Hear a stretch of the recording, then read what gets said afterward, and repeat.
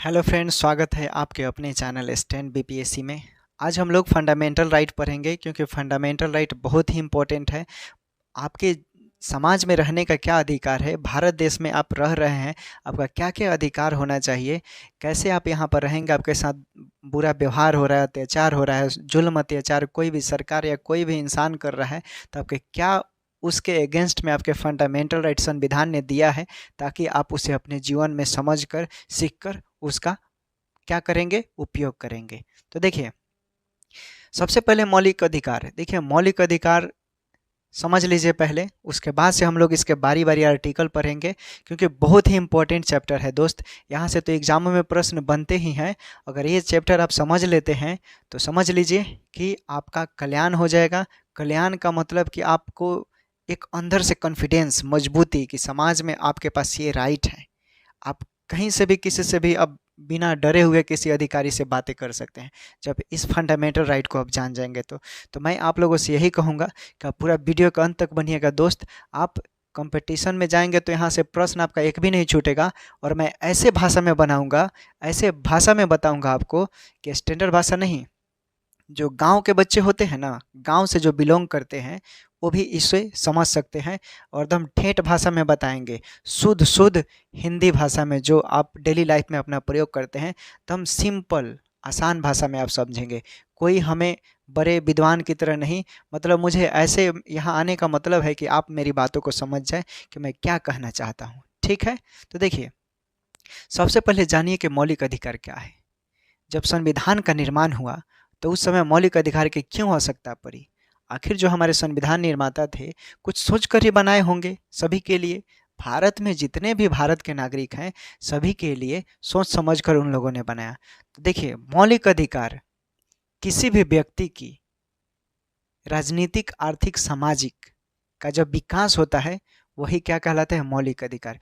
Simple भाषा में बोले तो देखिए, समझिए, मौलिक अधिकार में जो राइट दी गई है, उसका मतलब है कि आप दूसरे को समान समझे। ओके, जो भी आपके राइट दिए गए हैं, आप दूसरे को समान समझे, आप किसी के साथ ऊंच नीच विभेद ना करें। अगर आप दूसरे का समान नहीं अगर आप दूसरे को समान नहीं समझ रहे हैं, तो कहीं से न कहीं से आप उसे हट कर रहे हैं। भारत के नागरिक होने के नाते आपका भी दायित्व बनता है कि वातावरण में आप प्रदूषण ना फैलाएं। फंडामेंटल राइट बहुत सारे शिक्षक, बहुत सारे दिग्गज रेस्पेक्टेड सर पढ़ाते होंगे, आप कहीं से भी पढ़ सकते हैं, लेकिन उससे पहले इसका महत्व जानना जरूरी है। मौलिक अधिकार आपकी कद्र तभी करें आप मौलिक अधिकार का कद्र तभी करेंगे जब आप इसका महत्व को समझेंगे। आम भाषा में, जब तक आप इंसान को तब तक उसका महत्व नहीं देते हैं जब तक आप उसके बारे में नहीं जानते। तो भारत का संविधान पूरे संसार में अपने नागरिकों को सबसे ज़्यादा अधिकार देता है, और पूरे विश्व में हमारा संविधान सबसे बड़ा है। कोई आपकी रिस्पेक्ट ना करे, कोई आपको ताना मारे, उस केस में आप कहाँ जाएंगे? आपने पीएचडी कर रखा है, खूब आपका नाम सम है, और एक आया दबंग आदमी, ओए तेरे को जो करना है कर ले, भाई आप तो मेंटली डिस्टर्ब हो जाएंगे। उस सिचुएशन में क्या करेंगे, कहाँ जाएंगे आप? तो यही है आपका फंडामेंटल राइट। जब आप जान जाएंगे, जब वो ऐसे आपके साथ ऐसा बिहेव करेगा ना, आप जाइए थाना में और केस कीजिए उसके ऊपर। फंडामेंटल राइट के साथ अब वो आपके खिलवाड़ कर रहा है, शोषण अत्याचार, कोई भी सरकार आपके साथ जुल्म अत्याचार नहीं कर सकती है। ये हमारा फंडामेंटल राइट बताता है।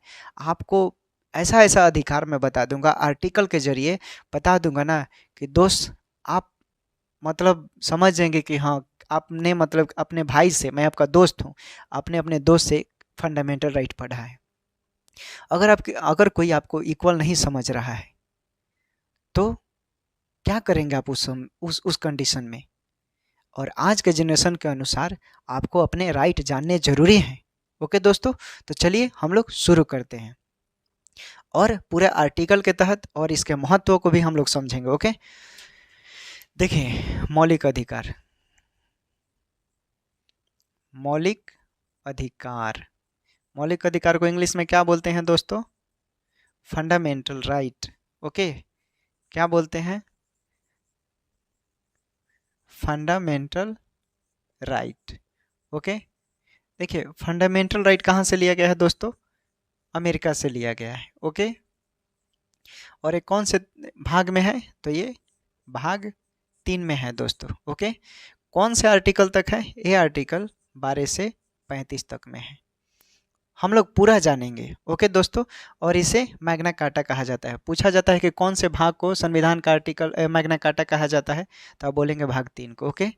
मैग्ना कार्टा, मैग्ना कार्टा कहा जाता है, ओके। अब समझिए, चूंकि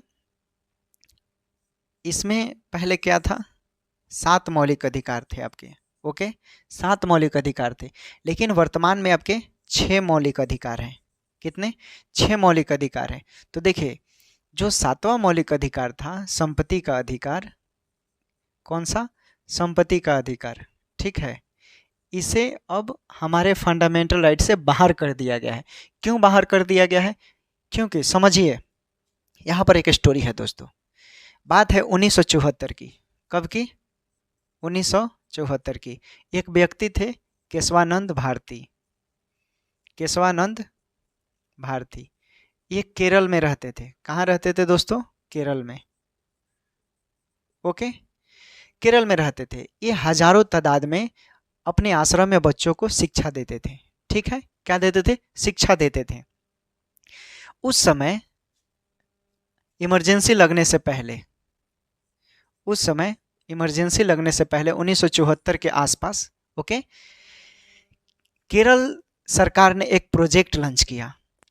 प्रोजेक्ट में क्या हुआ कि कोई प्रोजेक्ट था, ठीक है। उस प्रोजेक्ट में केशवानंद भारती का जो आश्रम था उसमें पढ़ने लगा।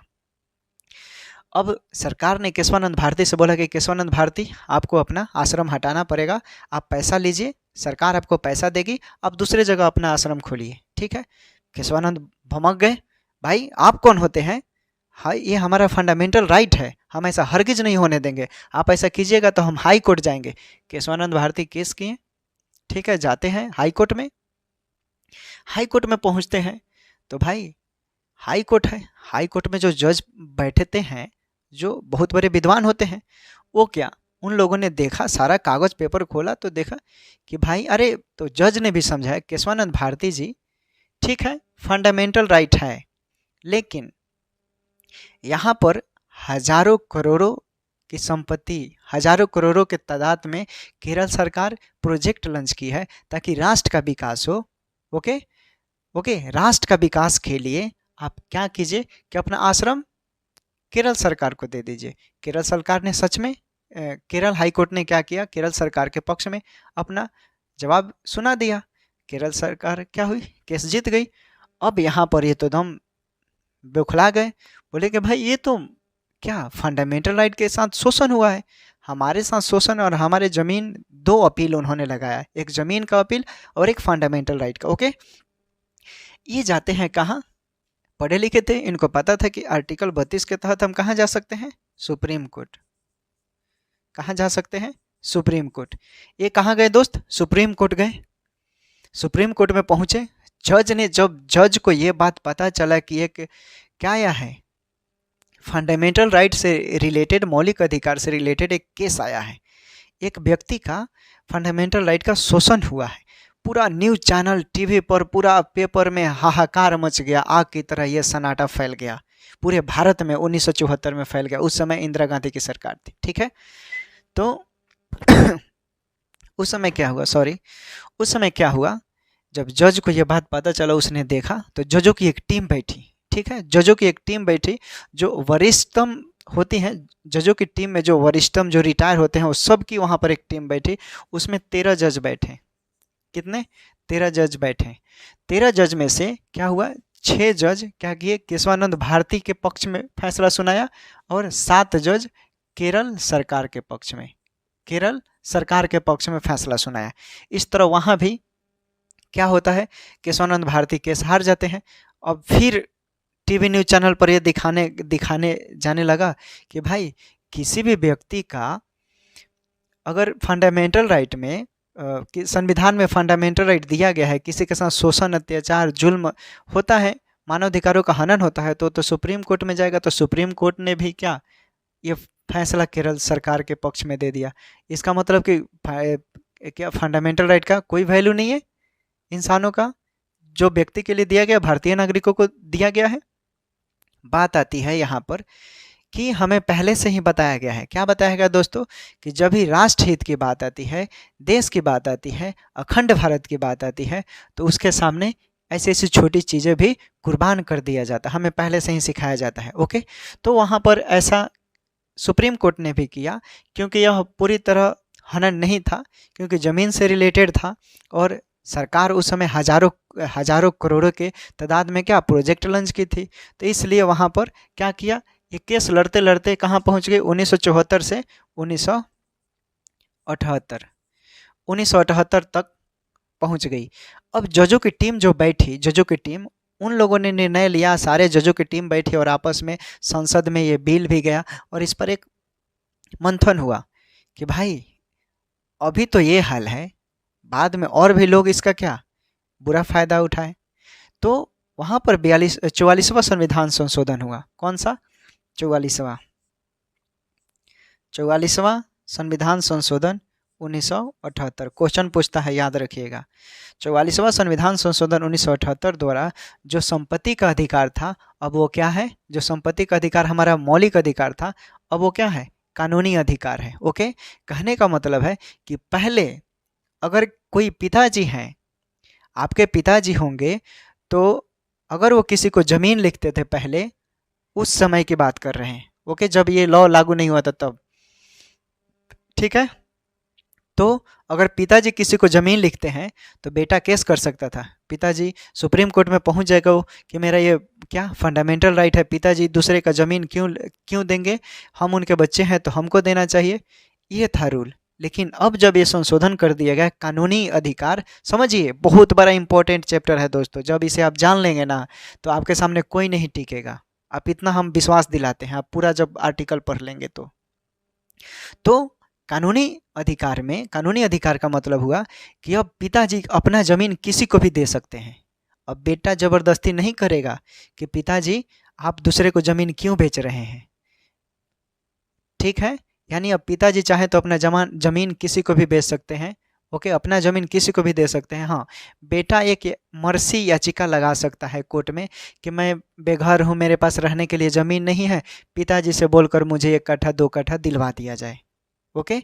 ये होता है कानूनी अधिकार। समझ गए दोस्तों? इसे हम रेज कर देते हैं और फिर अब हम लोग बारी-बारी से आर्टिकल पढ़ेंगे। आप लोग समझ गए? देखिए एक और बार।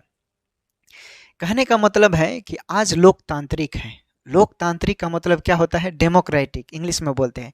यानी जनता के द्वारा चुनी गई सरकार। हमारा भारतीय संविधान ये आपको अधिकार देता है कि आप अपनी मनपसंद की राजा को चुन सकते हैं। ये कौन सा अधिकार देता है दोस्तों? ये संविधान देता है, भारतीय संविधान देता है। जो पूरे विश्व में सबसे बड़ा संविधान किसका है? भारत का है। क्वेश्चन पूछता है यहाँ से, विश्व में सबसे बड़ा संविधान किसका है? तो भारत का है। ओके? यहाँ से एक क्लियर हो गया कॉन्सेप्ट। देखिए कॉन्सेप्ट के साथ साथ आपको फैक्ट भी निकालना है, यही पढ़ाई होता है। टू द सिलेक्टेड, और जो जहाँ से एग्जाम में प्रश्न बने। ठीक है? ये क्लियर हो गया आप लोगों का। और देखिए कोई-कोई तो ऐसा देश है दोस्तों, जहाँ पर आप अपने मनपसंद का राजा भी नहीं चुन सकते। यानी वहाँ पर वंशानुगत है, यानी राजा का बेटा ही राजा बनेगा, गरीब का बेटा राजा नहीं बनेगा। लेकिन भारतीय संविधान के अकॉर्डिंग जब हमारा संविधान बना, तो संविधान निर्माताओं ने ये खंडन कर दिया, ये लिख डाला कि इतिहास, यानी भविष्य में जो इतिहास बनेगा, उसमें गरीब का बेटा भी राजा बनेगा, राजा का बेटा राजा नहीं बनेगा। ओके दोस्तों, चलिए उम्मीद करते हैं आप लोग इसके महत्व को समझ गए होंगे और आप गर्दा उड़ा देंगे। इस तरह जैसे मैंने एक्सप्लेन किया है, आप किसी को समझा सकते हैं। अब आप आर्टिकल भी हम बता देंगे ना, इतना दावा करते हैं दोस्तों कि जब आप आर्टिकल जान जाएंगे, एक-एक आर्टिकल का हम महत्व इतना सिंपल भाषा में बताएंगे कि आप ज़िंदगी में कभी नहीं भूलेंगे। आप प्रॉमिस करता हूँ आप लोगों से, आप वीडियो के अंत तक बने रहिएगा। ठीक है दोस्तों, चलिए इसे रेज करते हैं।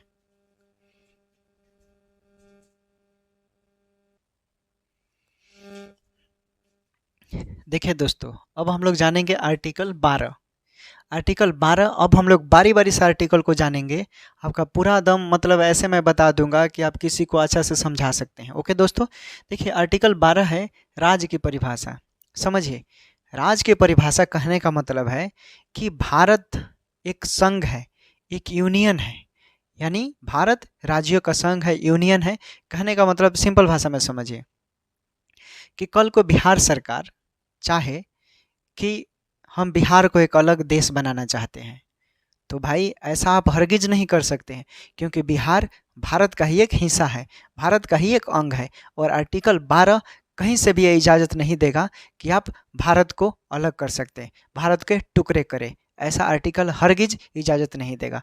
कल को अडानी जी बोले, अडानी जी कुछ दिन पहले क्या भारत के पूरे संसार के, पूरे वर्ल्ड के सबसे अमीर व्यक्ति हुए थे। ओके, तो अडानी जी कल को क्या करते हैं, मुंबई को खरीद लेते हैं, बोलते हैं कि मैंने मुंबई को खरीद लिया, अब कोई भी मुंबई में नहीं आ सकता, मुंबई मेरा है। अरे भाई, आप ऐसा कैसे कर सकते हैं? मुंबई भी तो भारत का हिस्सा है ना, मुंबई भी भारत का अंग है ना। समझ रहे हैं ना आप लोग?